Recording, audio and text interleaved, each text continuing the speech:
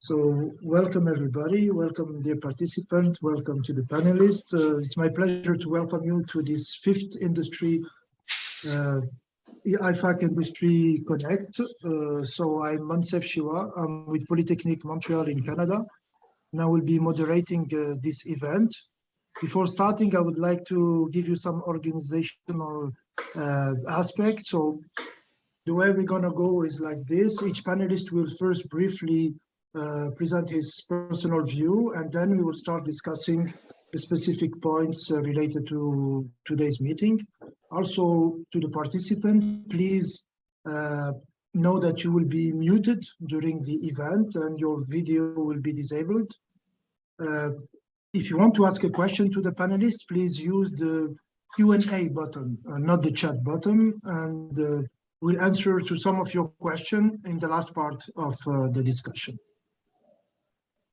All right, I think we are ready to go. So in today's discussion, we will talk about the contribution of control scientists and engineers to an important topic, that is the climate change mitigation and adaptation, and this through a better design of operation of green energy systems. So we will be discussing practical issue related to concept to implementation of green energy systems. And we will do that through industrial case studies in 3 different domains: building energy management systems, wind energy generation, and also automotive fuel cell systems. So today's panelists are renowned experts in automotive, in manufacturing industry, and also in renewable energy systems. So let me share my slide. And please mute your microphones, the panelists. So today we will have, sorry, let me share.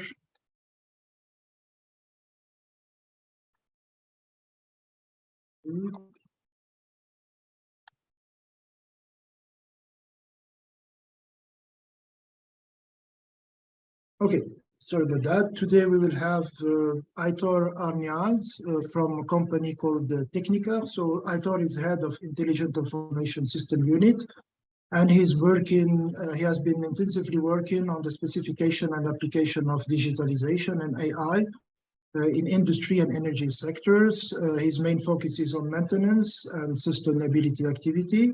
We also have Rogier, Blom from GE Vernova Advanced Research. Rogier is a tech manager of control and optimization. He manages the research portfolio of GE Vernova for the next generation of onshore and offshore wind products, and he is specialized in advanced model-based control for industrial application. Then we have Peter Odgaard from Goldwyn. Peter is a senior control engineer. And Peter is a specialist in model predictive control and fault-tolerant control of wind turbine. And finally, we have Cristian Kunusch, who is with Symbio. Cristian is a team leader in the fuel cell architecture of the fuel cell architecture group at Symbio. He works mainly on fuel cell for the automotive industry, and he's an expert in sliding mode control for fuel cell-based systems and in general electric automotive drives. And as I told you, I'm Moncef Chioua. I'm a professor at Chemical Department of Polytechnique Montreal in Canada. So without further ado, I'm going to ask the first panelist to share his thoughts on this topic, Rogier. If you can share your screen. Perfect. All right. Let's go ahead. Yeah, thank you so much for that introduction, Moncef. So as all of you have heard, the topic of today is controls opportunities in green energy systems. When Moncef approached me to join as panelist for this topic, I was actually pretty excited to say yes, as the development of controls for green energy systems is pretty much the main thread of my professional career. At its core, the energy transition represents the pivotal shift of global energy reliant on fossil fuels to a system powered predominantly by renewable and sustainable energy resources. It's also, you could say, a shift to an energy system where we no longer, but nature controls the future. And this fundamental intermittent character of the renewable energy system emphasizes to me the need for further advancement of controls technology in pretty much all parts of the system, at the source, where the renewable power is generated, and the transportation and distribution, as well as on the demand side. And here on this slide, you see a few examples of some of these challenges that we see in any of these three areas, which require new methods and tools in controls technology to enable safe, reliable, and also affordable electricity for anybody on this planet. And so my opening statement today is that we need continued work in areas like control co-design, real-time optimization, intelligent control, and cyber-physical security, leveraging new features in compute hardware to deploy demanding applications at these assets for us to see the energy transition become a reality for our generations.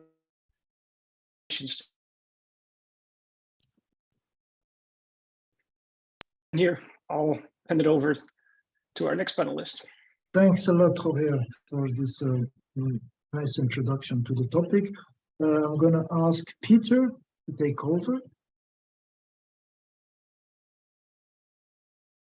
Mute himself.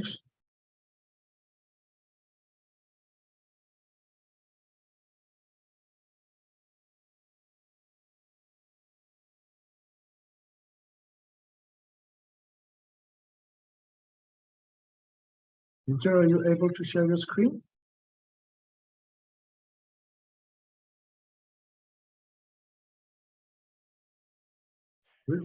Yeah, thanks. Sorry. Thanks for the introduction and the previous point of view on the this interesting topic. My point of view is more coming from the actual wind turbines, and clearly control is a big part of that picture. And of course, the size changes of turbines causing new control problems and also changing the existing control problems. We also need to be aware that renewable energy is a business, and we also is a business working in at the moment, at least with incentives. So it's a matter of figuring out how it actually works, and this has a big impact on how the control problem, which control problem to solve. So I think it's very important for control engineers to understand these business models, because quite often things are stopped due to the good ideas are stopped due to the lack of matching business models. So I think this is a kind of important thing to remind. And also another thing, kind of a practical thing, going a bit again practical, is that as a control engineer, you like to focus on the normal operation, whereas actually wind turbines most often are designed in order due to the extreme cases, the special conditions, because you would optimize the turbine operation such that the normal operation is not limiting the design. So there's some things which are important for control engineers to understand and work with.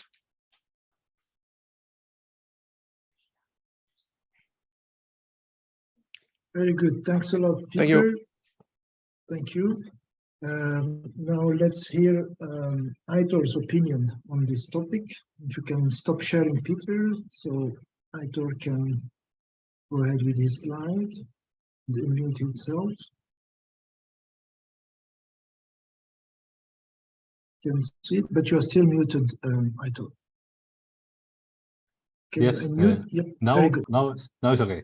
Okay. All right. Okay. My position to say is related to my role and to the company where I am working for the last 30 years, We are in a research and development company, which is in Spain, in the Basque Country, and it is we try to develop. I mean, to be close to our industries and to try to understand what are the main needs. For instance, in the Basque Country, there is not too much energy resources, and also some resources are hard to. Even the renewables ones are hard to put into our mountains. The people that doesn't want to put windmills, etc. So we have to be very careful and very, very supportive, and in order to put all of our technology to serve this. The only, the most important that I can say is that there are, for instance, in Technical, even though we are not very big, we are 300 people more or less, and energy is the second of our industries, being the first manufacturing. It is a huge, there are a lot of different activities that are trying to help on the renewables, and we can say that most of the R&D is related to these green energy sources. I have put here some even non-ICT, let's say, areas regarding materials where we are trying to improve the green energy performance with the concentrated solar power panels or hydrogen cells performance, etc. But concerning ICTs, there are there are activities from sensor levels, sensorics, loop contamination, edge level actuation on the component with pitch control, trying to optimize this. Robotics at the visual assessment of solar panel, or robotics for cleaning, or even, generation modeling. And more important for us, for the area where I am working most, is how everything connects, all the cloud edge, database modeling. I have put here some things. It is not all about generation. It is also about wise consumption, wise demand, wise let's say, demand response. But I wanted also to stress that it's all about data. I have just read about one engineering, Lord Kelvin, 150 years ago. We need to measure in order to improve. This was data already, and it is data today. There is a lot of data, and we have to be wise using the data. Right now, not very sure about that. That's my position. So I can pass to another one. Okay. Forget who is next. Cristian, I think, still here. Yes. I will share my screen, Moncef. Sure. If you allow me. Sure. Please go ahead. Yeah. You can probably see my screen now. Right?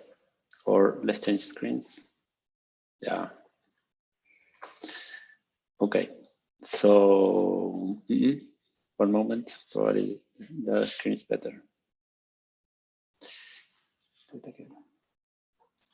So here we go. You can see my screen, right? So yes. My name is Cristian Kunusch. I work in the automotive industry since 10 years. I come originally from Argentina, where I work in the academy, did my first steps in the research area of control systems and also in fuel cell systems. Then I work also in the academy in Spain, in the University of Technical University of Barcelona. And now I work as team lead of one development company of fuel cell systems for the automotive industry. So in terms of, I took some topics about control challenges of fuel cell systems. Yeah, you know that today, due to the concern about climate change and reduction of gases in the combustion engines, we are facing new challenges, especially and now reinforced by the war in Ukraine. So that's the reason why today is hydrogen is being taken as one of the major game changers in this area. And here I'm not talking only about fuel cells, I'm talking about hydrogen as a main hydrogen vector for this next generation of energy transition. Specifically talking about fuel cell system, we can, probably most of you know that we are talking about let's say, an energy transformer from electrochemical energy to electrical energy and thermal energy. Especially the fuel cell systems that we use in automotive, they work only on hydrogen, so they don't have emissions of gases. Yeah, and in this area, the latest state-of-the-art in fuel cell system is, which is enabling us to go for mass production. One of the main enablers are the control system and the control algorithms. As you may know, generally speaking and very roughly speaking, we can take a fuel cell as a battery, yeah, a battery that we can recharge with gases, with hydrogen in this case. So every time that we work in control challenges or we want to improve its system efficiency, its system robustness, its system availability, or even to reduce costs, we go for control system. Yeah, for instance, internal management. Yeah, that at least I just took 2 points here, but there are at least 5-6 hot topics that we are working in internal management that were not present in internal combustion engines. On the hydrogen side, especially related to safety, we have a bunch of observers, a bunch of controllers, and estimators of parameters in the system. And what's related to the cathode loop, I took just one example that every time that we increase certain pressures, we increase the system efficiency, we increase the voltage in the system. Yeah, so that is one of our main working areas today. Also, in terms of controlling the compressor that is providing the air to the system, and something very, very interesting that was never worked before in the automotive industry is to work with humidifiers. Yeah, we need to humidify the gases before entering the system. Yeah. And the humidification of these gases is making a change today in the efficiency of the system, in the reliability of the system, and in the durability of the system. So I wanted to take this opportunity and thank you, Moncef, for the invitation to introduce to the rest of the colleagues some latest topics. Thank you. My pleasure, Cristian. Nice to have you Welcome. here. So now we can start with the discussion per se. So let me just share with you a slide I saw this morning.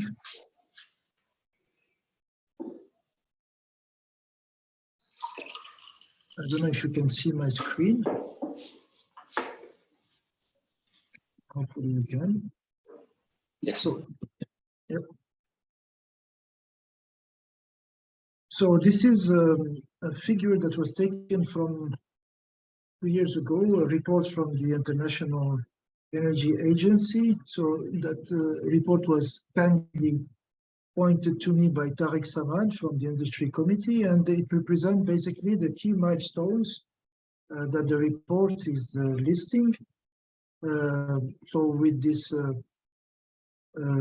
zero emission by net zero, sorry, by 2050. And one thing that strikes us here is that not all the domains are equal in terms of emission reduction. For example, it seems like there are emissions from industry, transport, and building will take longer to be reduced. Specifically, I think in sectors where the energy demand cannot be met by electrification. Like here, you can see probably the aircraft and passenger airlines. This seems to be difficult to put in place. So, in your opinion, do you think control technology can help into that? What would be your opinion, your thoughts on that? I don't know who can start. Rogier, maybe. Did you get my point? Like, it seems like not all the sectors are equally in front of the green energy production. Right. What is your experience in that? Well, if you take industry as an example, there are a number of, I think, what's typically referred to as hard to decarbonize. And hinted to that those are where electrification is just not the easy option, or maybe not even an option. An example of that is steel fabrication. And for those industries, carbon the use hydrogen, which is essentially a completely different path of, well, in my simple terms, cleaning the steel and getting it to the grade where it can be, successfully applied, instead of the traditional use of carbon to do that. The generation of green hydrogen instead of like the existing, of hydrogen using forming, that's the path, decarbonized steel that I think is what you see here in this chart, that is going to take a bit longer, but ultimately is driven by the generation of first green electrons that are converted into green atoms that can then carbonize an important sector like that. Can controls play a role there? Absolutely. Because here's the fundamental challenge that we see, and that's what I alluded to in the beginning. We have an energy source that is intermittent, but these steel processes are typically very constant. A constant inflow then of hydrogen. And so what we need is a large industrial scale system. We're talking here about several hundreds of megawatts typically, where we need to be able to cater for the variance in inflow of a green atom, sure, a constant flow of hydrogen that feeds into such a green steel plant. And that at a cost point, and then getting back to a point that Peter was making, at a cost point that is economically viable. And that, I think, is exactly where controls comes in, at a plant level, but also at the asset level, and even this individual subcomponent level. Thank you, Rogier. Thank you for your input. Any other panelists want to comment on that? Okay, Moncef, yes, please go okay. ahead. When you were showing this picture, I just remind me. I mean, as you said, some sectors will be much more difficult to to decarbonize, to try to go to green energy, etc., such as you mentioned, aeronautics, etc. I would like also to point out that sometimes I'm going to put a pessimistic view, in the sense that sometimes we didn't even see the rising costs, the rising, let's say, energy consumptions that are appearing. I mean, for instance, all the agricultural side is more and more IoT, more and more digitized, and this has a consumption also, an energy consumption. And the same digital sector as cities, as you all know, it is rising and rising, and this is jeopardizing all the the energy balance. And having this in mind, maybe the control also shouldn't just look at how to generate more efficient, but also to how to be to do a more efficient consumption, and the control enters in many ways. One way, for instance, is of course to have a clear way to do efficient algorithms. Another way is all the movement for the aeronautics, in the sense of electric actuators, etc., which is a very difficult, let's say, challenge, but could could be very, very important in terms of reduction of consumption. So the force in the energy consumption reduction are also very important to be in mind. Just that. Yeah. Thank you. Thanks for your input, Aitor. I want to say something also, Moncef. I mean, I think something more personal, but also related to what Rogier said and Peter, and also Aitor in some point. I think here plays an important role in terms of in the transition, and it played already the policymakers. Yeah, we saw in the tendency in the academy and also in the industry, even in the consumers, to enter, for instance, in the hydrogen, the new hydrogen wave. Yeah. But as long as the policymaker didn't put, let's say, limits, they didn't start, let's say, stopping the contribution of the greenhouse effects and putting exactly in values, and also putting fines to the consumer, putting fines also to the industry to enable this new technology. I think this played a role and will keep playing a role. Yeah, I think it's a combination between science, consumers, industry, and policymakers. This is one of my main points. And then when I can see my contribution in the area of control point of view, I can see it in two main things. One is what everything was said here in terms of enabling or robustifying our systems. I mean, everything what is, generally speaking, software-based solutions are today enabling solutions that were not before possible. Yeah, especially with the new computational power that we have in our system. And also in my case, working in a very let's say reduced, I wouldn't call it low cost, reduced cost industry. Control algorithms are replacing components, are replacing hardware today, smart hardware, to make it to reduce cost as well. And this is also a way to keep going with the technology and put it on the market as fast as possible as well.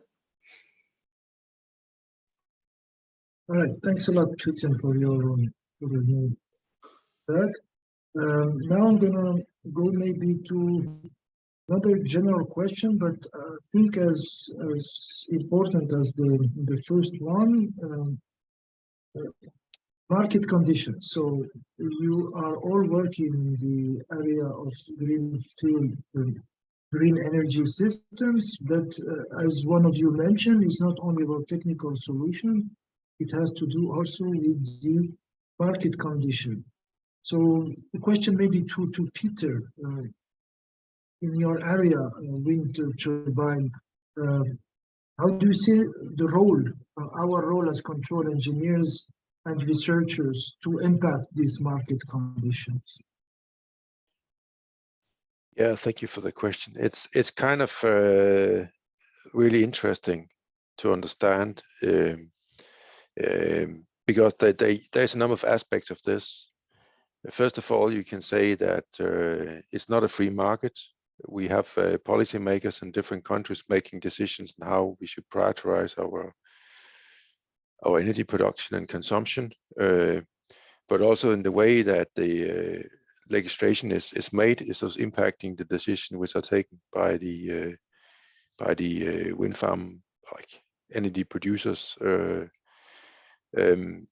I know this very particular because I'm working in a Chinese company, primarily focused on the Chinese market, while being located in Denmark and Europe, where we have different experiences from my past. So the markets are completely different in a large sense, and this is to some extent with different focus on how things are operated.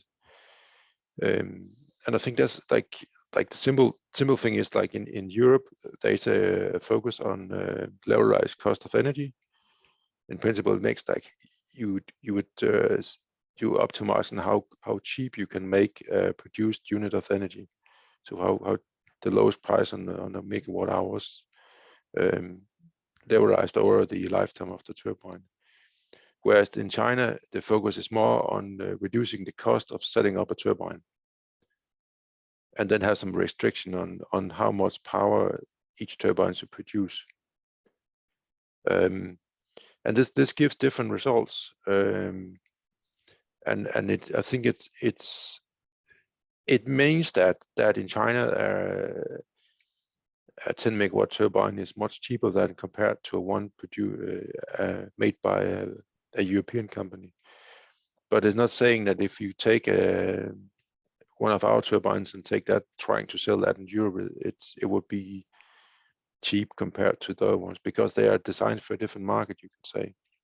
And it's important to understand this. It's also important that the policymakers, that they are not always like, we need to understand it in a sense, like you can say, if you you could say, if you can formulate one big model predictive controller for your wind turbine or your whatever you are building in, and this basically needs to optimize on the cost model and of course the model of the system you're having. I think that is quite important to understand, because it means that some of your decisions on what to do is changed by these markets.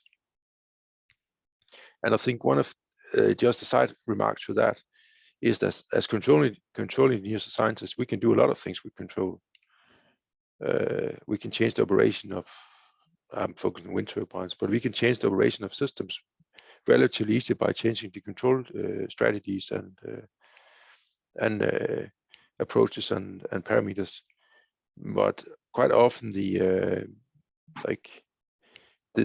management or the operator doesn't understand this, so they maybe have a more conservative understanding on how the system works.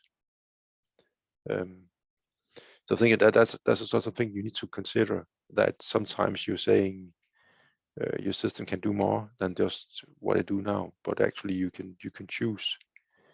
But this is also impacting how the business models are, because not always this is a possibility, I would say.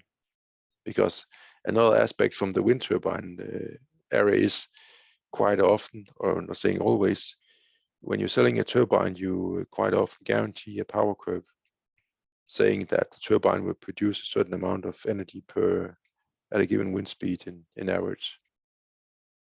And if you then do something about your control, so it's operate differently depending on some different environmental conditions, you're not guaranteeing the power curve anymore, because you may be derating, or you would like say, like most often they will do better, but sometimes they do worse, and then it's not acceptable.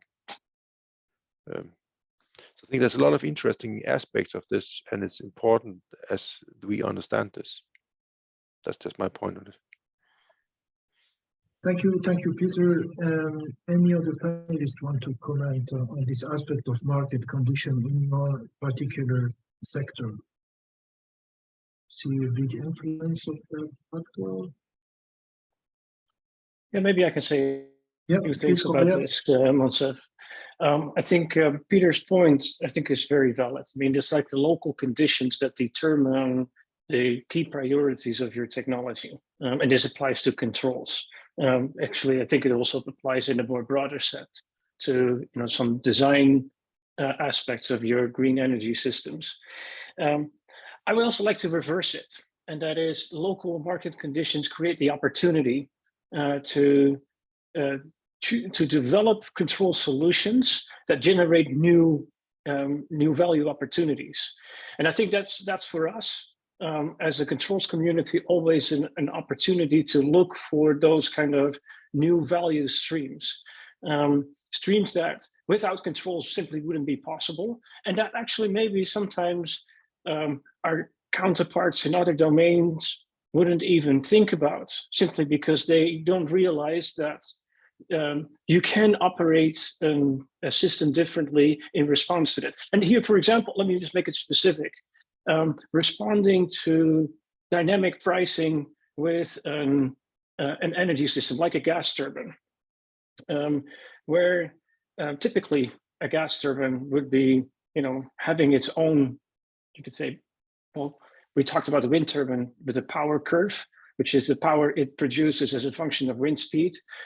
There's something similar with a gas turbine where it produces an amount of power based on the set points that it's given in terms of its temperature, and that's driven by the amount of gas that goes in. You can play a life versus performance trade-off in that case, where sometimes you just choose to burn up a little bit more gas, which is sacrificing efficiency, but you save life on critical components, which you can use at a later time when the price of electricity is really high. It could be up to 10 times as high. For example, when there's not a lot of wind and you just need to ramp up your gas turbine to make up for that. And you burn up that life at a higher temperature, but making a lot of money. And to do that in such a way that still protects that asset, and most optimally place that trade is 100% controls problem. And I think for us as a controls community to understand those kind of system traits in response to market dynamics and market conditions, I think is what enables a future where we can actually create value and at the same time also make the future more green. Thank you. Thanks a lot, Rogier, for this nice illustration. Now I'm going to come back maybe a little bit more into technical aspect. And I think one of you mentioned digitalization and the role it can play in the design and the control of this green energy system. Maybe Aitor, for example, what is your opinion on the role of digitalization in this green energy or energy domain in general? Is it going to help? Yes. How and why?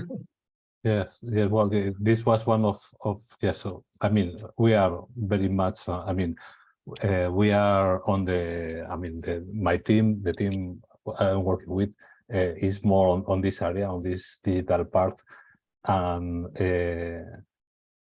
complements the more, let's say, low-level control operation. We see, for instance, or we understand that there is still that there is a lot of digitalization going on. That's one thing. At least in the area we work very much with Gamesa. Gamesa is a big manufacturer that was acquired by Siemens, etc. They have been working very much on including different kind of sensoring, for instance, for predictive. For predictive maintenance, for monitoring, for tilt, for optimizing the tilt, etc. Still, there is. We think there is already a small jump, but probably there is still a big jump waiting. Why? Because in many of the cases, digitalization is being made on a standalone manner. What I mean is that only the data is kept in silos. When technically it is fueled. From the sensors, from the acquisition part is communicated and it's stored somewhere else. It is still kept in silos because most of the time companies doesn't trust each other. Of course, if you have a very, very tight agreement with a supplier, then you can give it some data. But otherwise, if there is there is no potential, let's say, trade-off. Trying to set some sort of loose agreements because every time that you get data, you think you are losing this data out of control, and in this sense, we think that there is still a major jump that could help. If you share the data that is having the wind field, let's say, operator, the manufacturer, the component developer, some authorities, etc., you can have a much better, let's say, understanding of for a lifetime operation of several components for the real, I don't know, maintenance or whatever of the different of the windmill or the park, or the wind park as a whole, etc. So we think in digitalization is still in an early stage. There is a tool, so to speak, which is all the things that are happening now in artificial intelligence, in machine learning, etc. These tools are very new, even though we are fed up of hearing about machine learning. This is only 10 years old. It is not that much concerning to many other technologies in a perspective. So these technologies will evolve more and will give you more, let's say, more tools, let's say, more reasons to share the data, and together with more ways, technological ways to trust each other, probably we will see some interesting, let's say, movements in the medium term. I wouldn't say the short term. Yeah. Thanks a lot, Aitor. You just mentioned the artificial intelligence. Rogier, for example, we are also hearing about in artificial intelligence about all these generative models and large language modeling like ChatGPT. Do you think there could be an opportunity for green energy system control? What could be the risk? What could be the opportunity according to you? Or is it still science fiction? Well, let me first say that I see much opportunity for the fusion of controls and AI in energy systems. And I think maybe that in itself could be a topic for a completely separate webinar. There's a lot to say about that.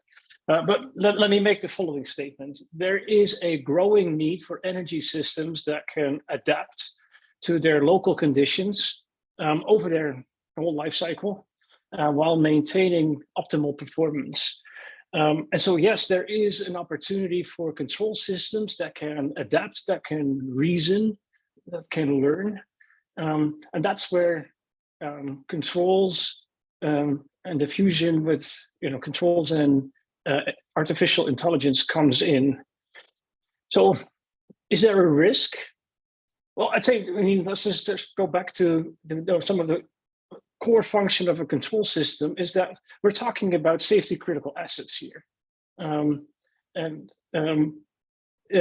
So the biggest risk is that we still, with all of that new technology, guarantee safety and stability. And that is not, I don't see that as trivial.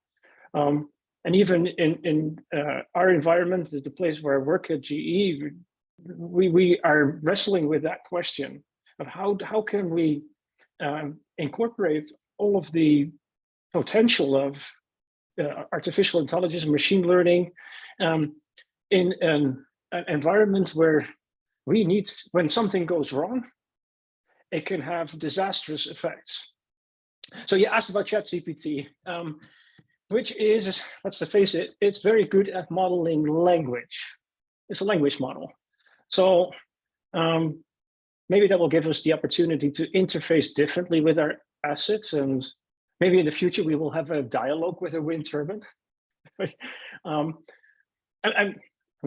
semi-serious here, actually, because I can imagine a future, distant future probably, where an operator, in fact, has an opportunity to converse with an asset where the bridge is made internally, where to say, yeah, I can feel that there's something wrong with my blade.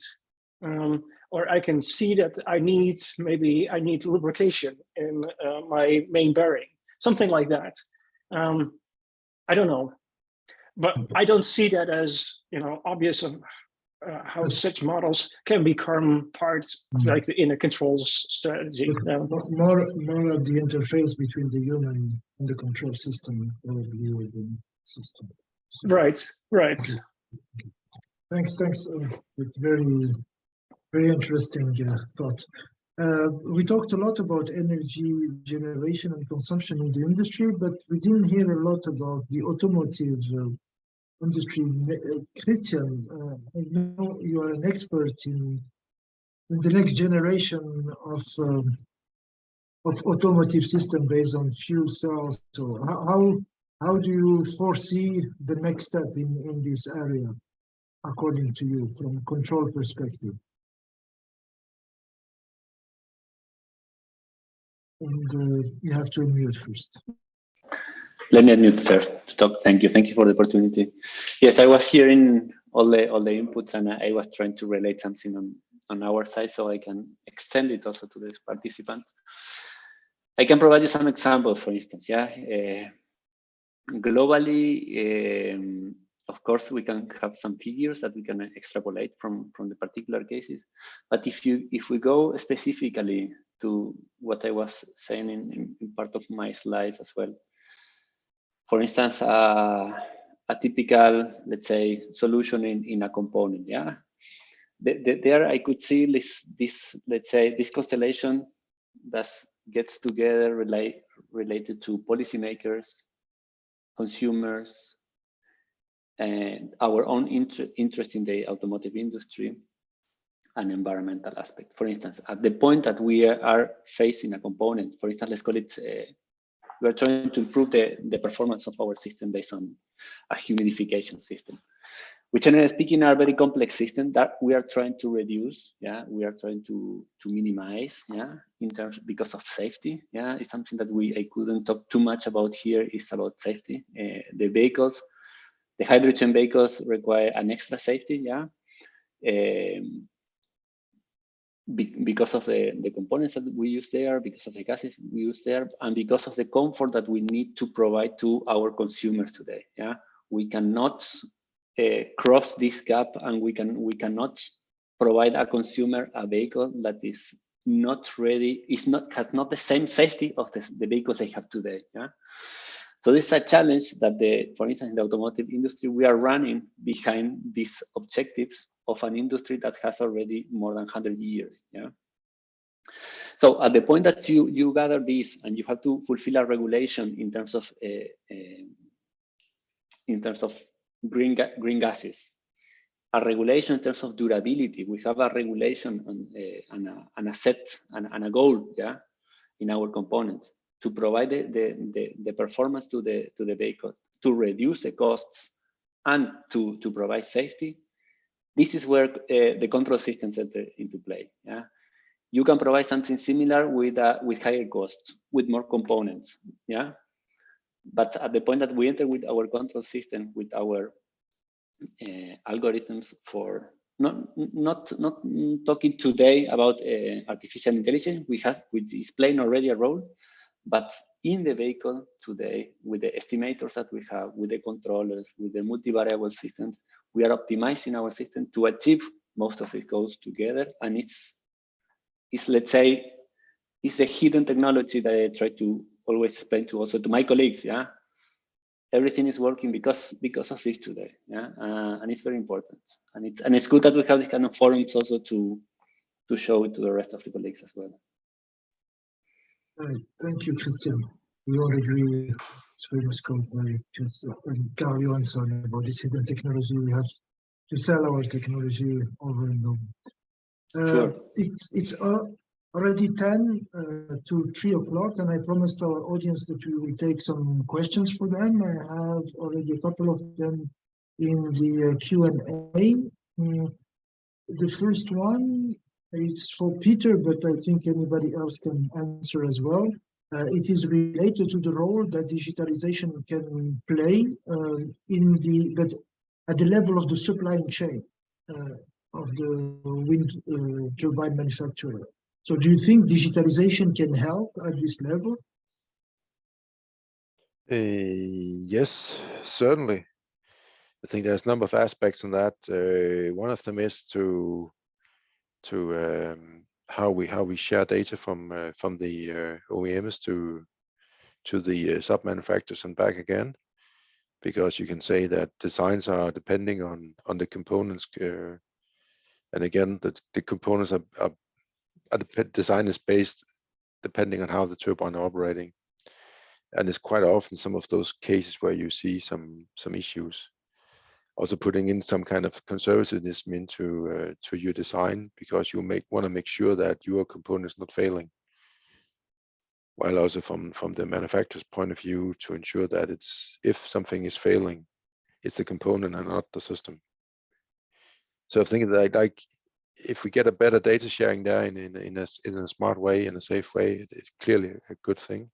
Also, another thing aspect is to track the components, because you have a number of components, different types and variants for different turbines, for example, and there might be almost the same, but there might be some minor differences in them, and it's important to be able to track those, to know what exactly components are on a particular turbine. It could even be down to, of course, also into to the production series, and so for example, the quality has changed from one series of bearing to the other, or depending when they are produced in the production cycle on the plant, for example.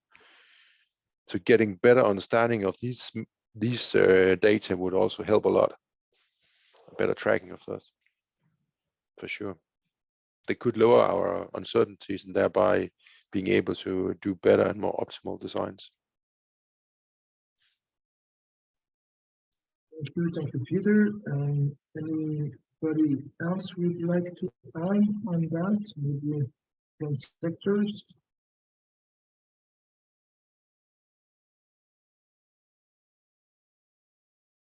And just add another question on the AI role from Mohamed El-Kouzouk. Does AI have a role to play in boosting and assisting existing control loop or predictive control models?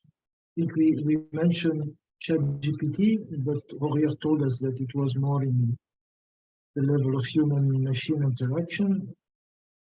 People who are familiar with model predictive control, can you tell us what you think about this new trend, at least in academia, where scientists are trying to replace first principle models or even hybrid models by purely machine learning models? Do you see some future to that in industry, or is it a dead end?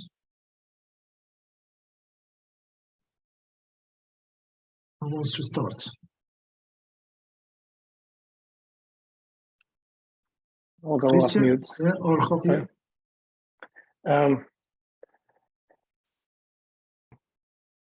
I'll see here implementing our physics-based models with elements in those models that we can put that are all of the things that our expert model, just where physics are limited in representing behavior changing. That's where the machine learning where they can complement models that we can base on first principles. And we know that there's solutions out there already that leverage this in MPC type of solutions. Some of them are still maybe at the early stage. I think there's a lot of opportunity to more, and definitely with applications in energy systems as an opportunity. Yes, Moncef, I just to go on this same comment. For instance, in Techniker, we are trying to combine the MPC at a, let's say, at a more control level with other more traditional AI algorithms which are running on a upper level, trying to grasp on the MPC grasping the control. I mean, more efficient control, but having a look at, let's say, global directives that are related, for instance, with energy prices or things like that, that are managed outside the MPC. So this kind of, let's say, interaction, we think it could be interesting. Okay, just that. And by the way, fully agree with the comments of Peter on the logistics. I mean, the interest of data sharing in logistics before. Yeah.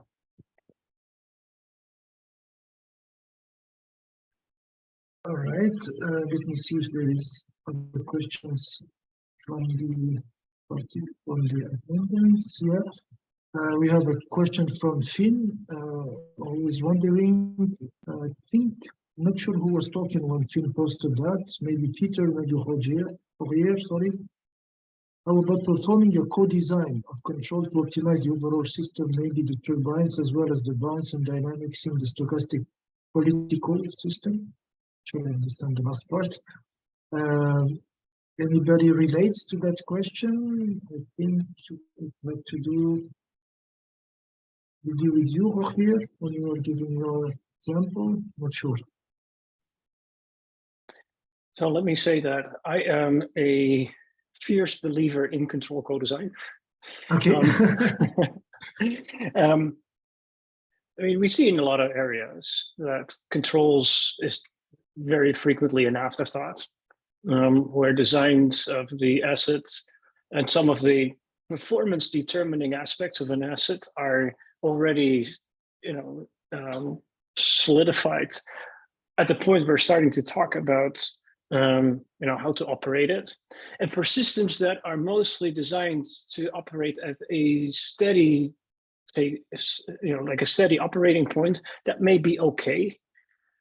But that's not what we see in future energy systems. I mean, what we see more and more and more, even for also the more traditional energy systems, like an hydro plant, or even a nuclear plant, or a gas turbine, is we need to have capabilities to cycle, to respond to changes in demand.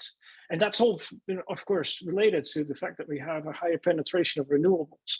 And that's where we need to think dynamically instead of statically. And as soon as you start thinking dynamically, you have to design it yourself with the controls in the loop. And that's immediately where you get to control co-design.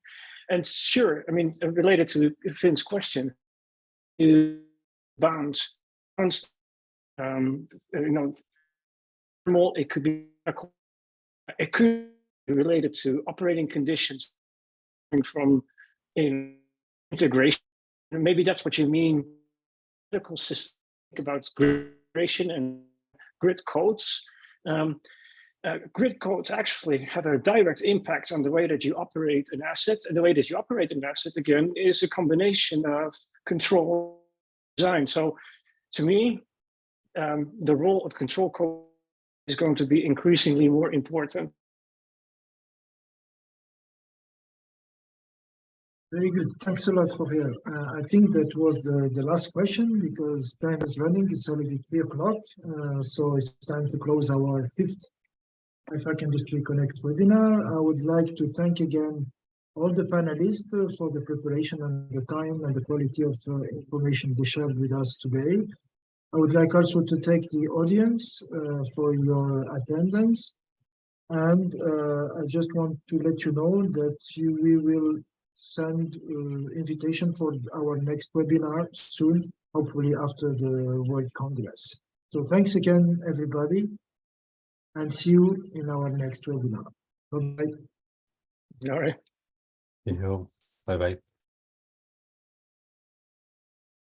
Thank you.